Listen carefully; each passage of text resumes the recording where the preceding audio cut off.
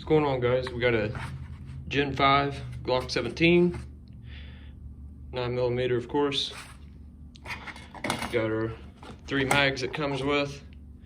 And this one, of course, it came with a bore brush, but it's stuck in there. I haven't pulled the foam out, but I haven't seen the actual rod. Anyway, regardless, I bought this on Gun Broker, so anybody and everybody could have already been through it, checked it out, or whatnot. I haven't even test fired this yet, but here we go. So, what am I comparing it to? This is my carry gun. This is a 19 Gen 4. This was my first, well, second Glock that I ever bought, but first full-size carry gun. I bought my wife a 42 before this. That's kind of what turned me on to Glocks. But anyway, I wanted to get the 17 just for the bigger size. Maybe not so much to carry, but to just get into shooting. The reason I went with a 5 over a 4, if you can tell, I did cut some of the finger grooves off of my Gen 4 and cut up into under the trigger.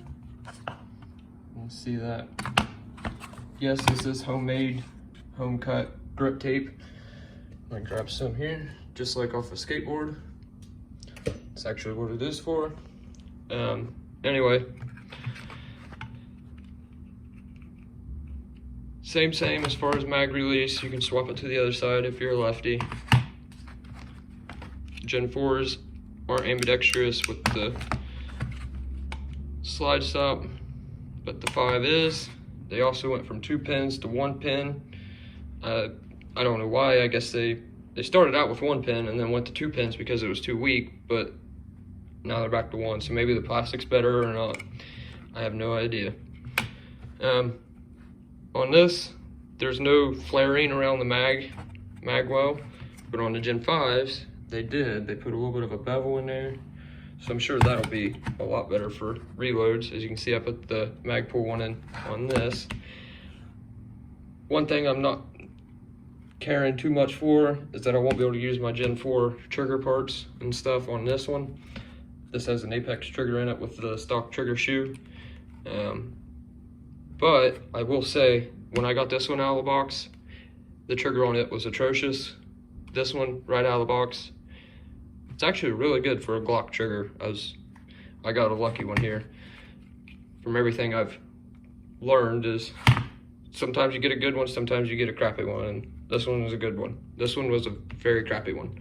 Even with the, I'd say $150 trigger upgrades, this one is still better out of the box stock. So take that for what it's worth. Maybe yours will be different. I wish this one was the MOS with the optic cut, but it's not.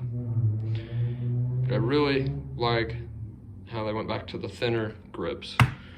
It's just so much better over these finger grooves, and I don't know, just not my flavor.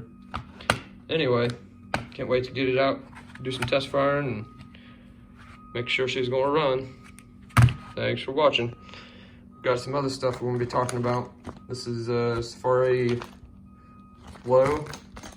This one here is the Safari Mid. And then, it is a XPS 3. That'll be coming.